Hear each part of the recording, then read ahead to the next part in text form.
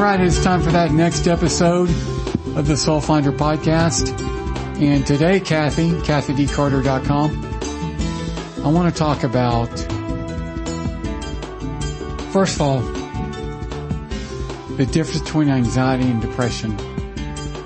Are they related, or are they completely different? So, I would say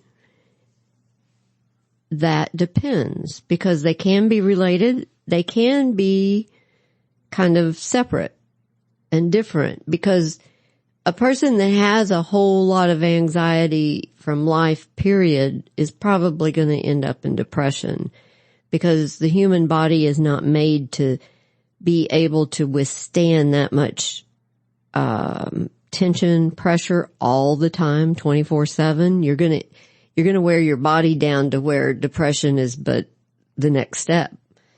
At the same time, people can be very anxious over like taking a test. Now, is a person that's anxious over taking a test anxious over other things?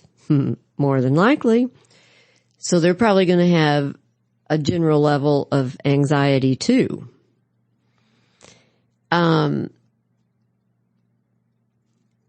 Most depressed people, I would say, do have quite a level of anxiety, and that's why the antidepressants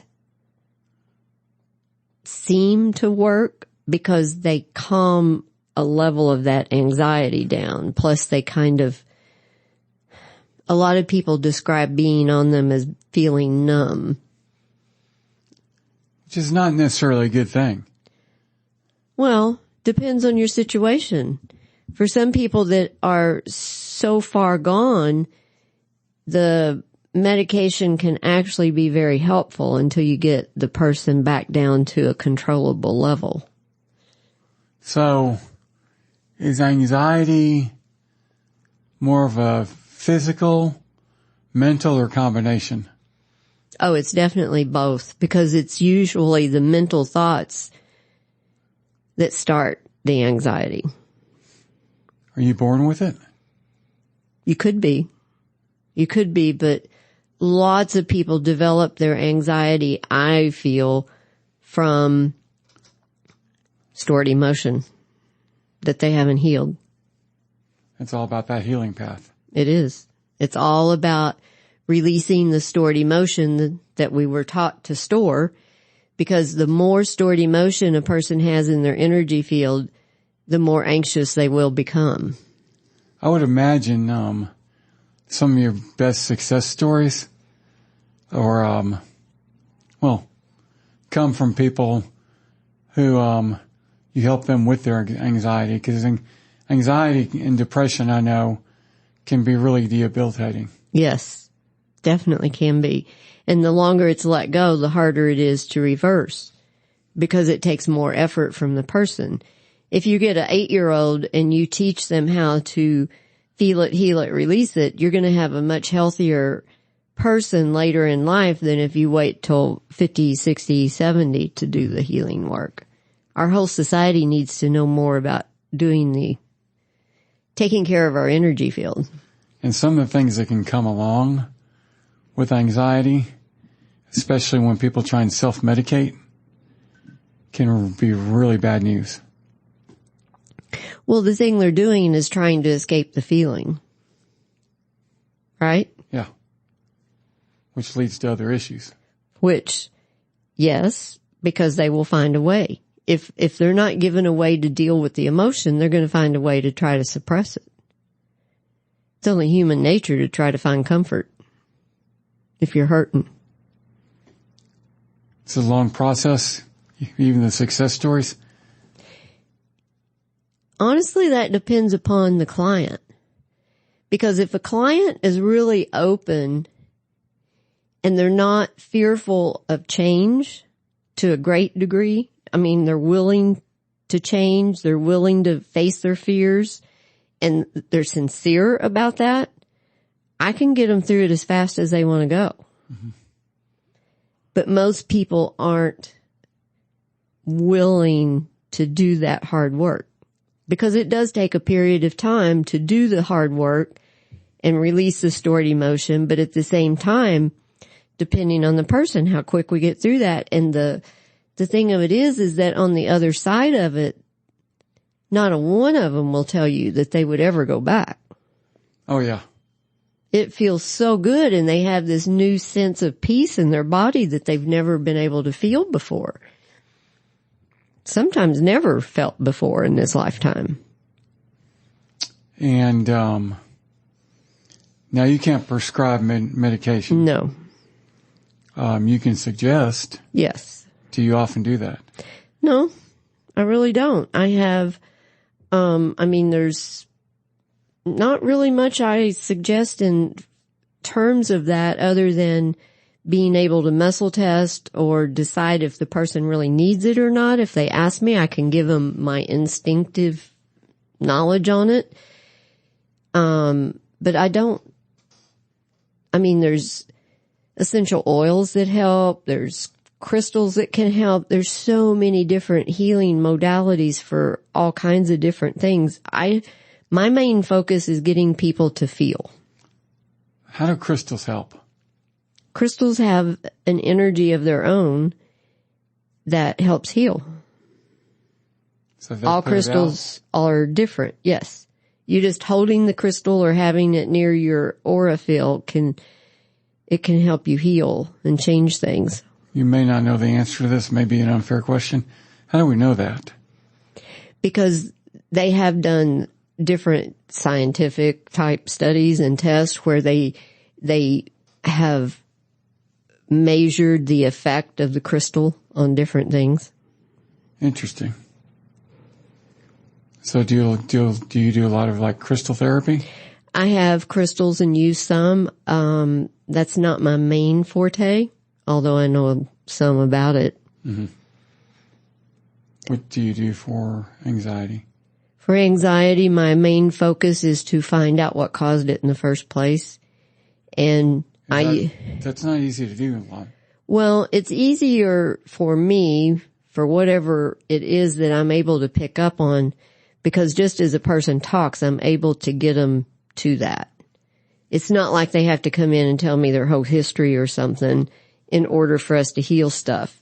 Just talking to them about their everyday life gives me lots of insight as to where I need to go and what I need to do to help them resolve that. And nearly anybody with anxiety has to be given some tools, and they've got to be willing to learn to use them and find which one works the best for them. And that's the thing of it too. If the person isn't motivated, most of them are going to fall out because they won't do the hard work. Why wouldn't they be motivated? They come in eager to do it.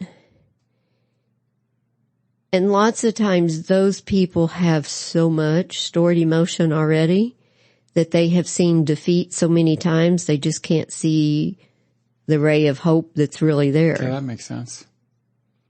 And so they just go back into because I can't be with them 24/7, so I can't keep them out of that mindset. Maybe I should come up with a way. No, because it's funny the way, to me, watching people and what motivates people and how some people just can't be motivated. And the example that I've recently learned and used is that when I had that long hospital stay, once they were through with me medically, they transferred me to a inpatient physical therapy rehab center, where all it is rehab. I mean, they taught me to walk again, and it's not easy. No. It's very regimented. And you had it was really actually only 4 15 to 30 minute workouts a day, but it took it out of you, didn't it? And there were people there, patients, that refused to do it. Mm-hmm. And they wouldn't even get out of bed to try. And, the nurses would tell me about them, and I'd be like, why even be here if you're not going to take advantage of the time? I mean, I wanted to have 8 sessions a day. And And it was hard for me to grasp, but it wasn't hard for me to believe. Right. You know, I knew that they were there, but.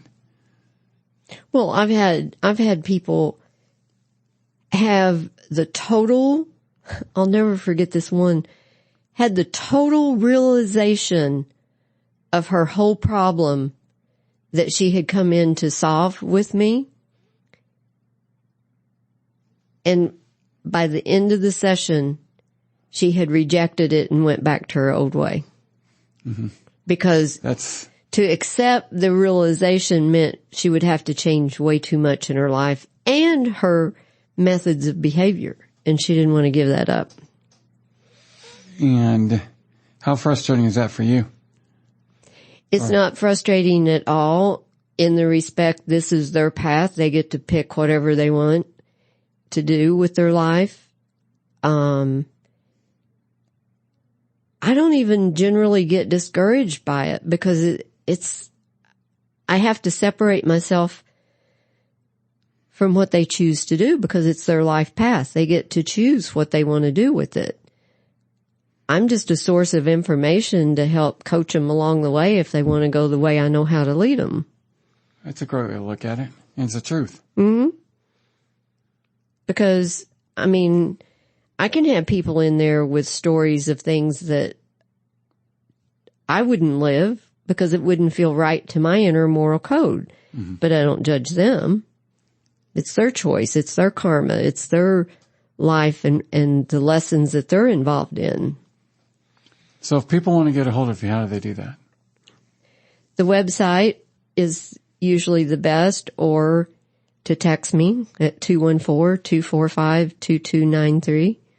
And my website's kathydcarter.com. And you handle much more than just anxiety and depression. But I try to help anyone that's wanting to improve their life and where they are in life. And there's nothing wrong with trying. Nope. Nothing else. Have an open mind. I did, finally. Well, it's hard sometimes. It's a new way of life. You have to walk through your fears. Yep. And you have to change. And that's the two biggest fears there are on this planet. Amen, yes. Fear and change, right? All right, well, that's Kathy D. Carter, kathydcarter.com, the Soul Finder podcast. Share it with your friends, share it with your family, and listen more than once.